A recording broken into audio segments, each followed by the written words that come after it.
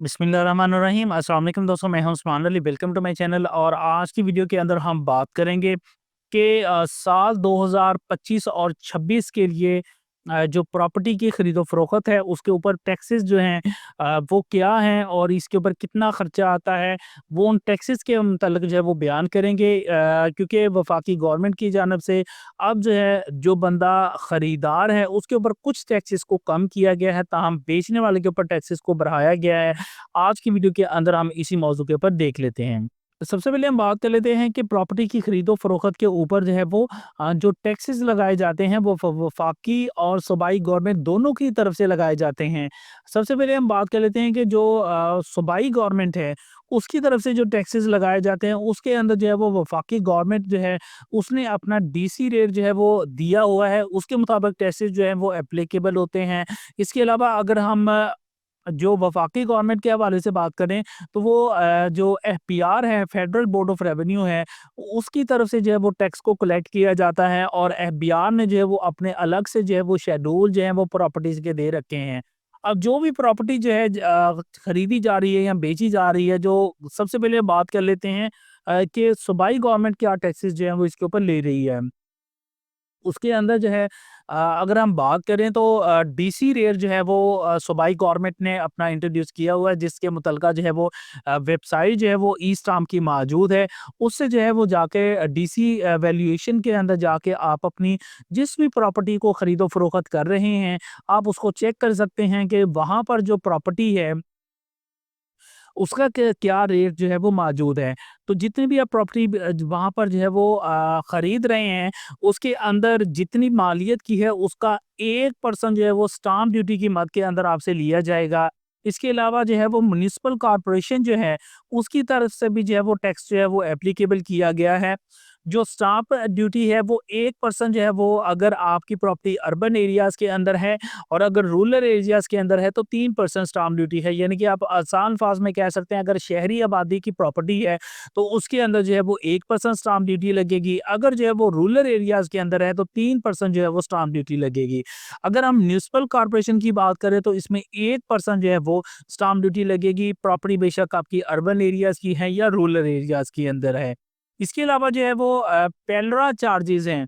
Punjab land revenue authority जो है वो भी इसके ऊपर टैक्सेस जो है वो एप्लीकेबल कर रही है। अगर 30 लाख रुपए तक जो है आपकी जो जगह परचेज़ कर रहे हैं उसकी वैल्यू जो है वो 30 लाख रुपए त तक है, तो पेलरा के चार्जेस ₹3300 हैं। और अगर जो है वो इससे ज़्यादा हैं तो 30 लाख से जितनी ज़्यादा मालियत की होगी उसके ऊपर 0.01% मज़ीद जो है वो एक्स्ट्रा जो है वो आपसे जो है वो पेलरा फीस जो है वो चार्ज की जाएगी।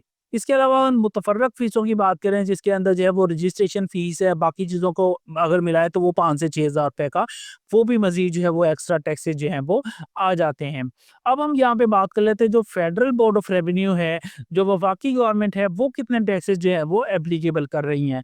इसमें जो बंदा जो है वो प्रॉपर्टी को खरीद कर रहा है उसके ऊपर 236 के का टैक्स एप्लीकेबल किया जाता है, लगाया गया है। और जो बेचने वाला है उसके ऊपर 236 सी का टैक्स लगाया गया है।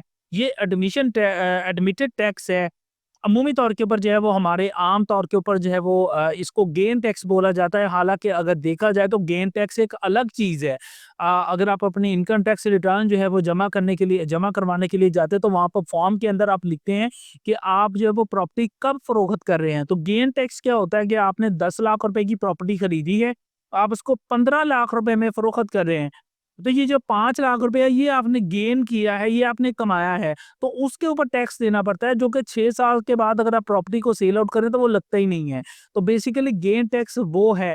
लेकिन यहाँ पर ये जो 236 के और सी टैक्स लगाया जाता है, जिसको उर्फ़े आम के अंदर अमूमी तौर के ऊपर लोग जो है वो गेन टैक्स ही बोलते हैं। ये 236 सी और के है, ये आप जब भी प्रॉपर्टी को सेल आउट करेंगे, बेशक आप 6 साल बाद सेल कर रहे हैं, बेशक आप 25 साल बाद सेल कर रहे हैं, तो ये पे करना पड़ता है। तो ये बेसिकली एडमिटेड टैक्स है, गेन टैक्स नहीं है। लेकिन उर्फ़े आम के अंदर जो है अमूमी तौर के ऊपर इसको गेन टैक्स करते हैं। अब यहाँ पर हम बात कर लेते हैं अगर कोई खरीदार है तो उसके ऊपर क्या टैक्सेस हैं। तो उसके ऊपर 236 के का टैक्स एप्लीकेबल होता है। अगर बंदा जो है वो जो खरीदार है प्रॉपर्टी को खरीद कर रहा है, अगर उसकी मालियत 5 करोड़ रुपए तक है, तो उस सूरत के अंदर अगर वो रेगुलर फाइलर है, यानी कि उसने अपनी इनकम टैक्स रिटर्न जो है वो मुकर्रर वक़्त के ऊपर जमा करवाई है, तो उस सूरत के अंदर 1.5% टैक्स एप्लीकेबल होगा। लेट फाइलर है तो 4.5% एप्लीकेबल होगा, और अगर जो है वो नॉन फाइलर है, तो उस सूरत के अंदर जो है वो 10.5% जो है वो टैक्स एप्लीकेबल होगा। और अगर 5 से 10 करोड़ रुपए तक की मालियत की प्रॉपर्टी है, तो इसमें अगर रेगुलर फाइलर है, तो उस सूरत के अंदर जो है वो 2% टैक्स एप्लीकेबल होगा, और अगर लेट फाइलर है तो 5.5% टैक्स देना होगा, और अगर जो है वो नॉन फाइलर है तो 14.5% टैक्स जो है वो पे करना पड़ेगा। अगर इसी तरह से 10 करोड़ से ज़ायद की मालियत की प्रॉपर्टी है, तो अगर रेगुलर फाइलर है, खरीदार है, वो 2.5% पे करेगा। इसी तरह से अगर लेट फाइलर है तो 6.5% अदा करेगा, और अगर नॉन फाइलर है तो 18.5% अदा करेगा। ये तो थे वो रजिस्ट्री के अखराजात जो कि परचेज़र को जो है वो देना पड़ते हैं। इसके अलावा जो है वो अगर हम सेलर की बात करें, तो सबसे पहले हम यहाँ पर बात कर लेते हैं कि अगर उस मकान का नक्शा मंज़ूर शुदा नहीं है, तो उस सूरत के अंदर जो है वो 2% स्टाम्प ड्यूटी पे करना पड़ती है। ये भी बेचने वाले को पे करना पड़ेगी, और जो कि सूबाई गवर्नमेंट लेती है।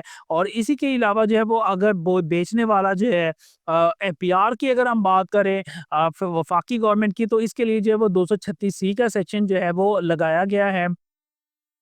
जिसके तहत जो है वो अगर रेगुलर फाइलर है और प्रॉपर्टी की मालियत 5 करोड़ रुपए तक है, तो 4.5% अदा करना पड़ेगा। अगर लेट फाइलर है तो 7.5% अदा करना पड़ेगा, और अगर जो है वो नॉन फाइलर है तो 11.5% जो है वो अदा करना पड़ेगा। इसी तरह से अगर कोई प्रॉपर्टी 5 से 10 करोड़ रुपए तक है, तो उस सूरत में रेगुलर फाइलर है तो 5% बेचने वाले को अदा करना पड़ेगा। लेट फाइलर की सूरत में 8.5% अदा करना पड़ेगा, और नॉन फाइलर की सूरत में 11.5% अदा करना पड़ेगा। इसी तरह से जो है वो अगर प्रॉपर्टी की मालियत 10 करोड़ से ज़्यादा है, तो इस सूरत के अंदर 5.5% जो है वो अदा करना पड़ेगा रेगुलर होने की सूरत में। अगर लेट फाइलर है तो 9.5% अदा करना पड़ेगा, और अगर जो है वो इस सूरत के अंदर नॉन फाइलर है, तो उस पे 11.5% जो है वो अदा करना पड़ेगा। तो ये कुछ जो है वो अखराजात हैं जो कि रजिस्ट्री के ऊपर आते हैं। और इसके अलावा अगर तमीज़शुदा हैं, तो तमीज़शुदा होने की सूरत में 1300 रुपया पर स्क्वायर फीट जो है वो अज़ाफ़ी चार्ज किए जाते हैं सूबाई गवर्नमेंट की तरफ से। इसके अलावा अगर कोई रेट का डिफ़रेंस हो तो वो आप जो है वो ई-स्टाम्प की वेबसाइट से चेक कर सकते हैं, उसके ऊपर रेट आ रहा होता है। जबकि एफबीआर के तमीज़शुदा के रेट डिफरेंट हैं, जो कि एफबीआर की वेबसाइट के ऊपर मौजूद हैं। तो ये कुछ अखराजात हैं जिसके ऊपर जो है वो अगर आप रजिस्ट्री की खरीदो-फ़रोख्त करते हैं, तो 2025 और 26 के हवाले से ये अखराजात जो हैं वो आपकी प्रॉपर्टी के ऊपर आएँगे। इस मौज़ू से मुतल्लिक़ अगर आपका कोई सवाल है तो वीडियो के नीचे कमेंट करके पूछ सकते हैं, या मेरे व्हाट्सएप नंबर के ऊपर वॉइस में मैसेज करके पूछ सकते हैं। थैंक फॉर वॉचिंग एंड अल्लाह हाफ़िज़।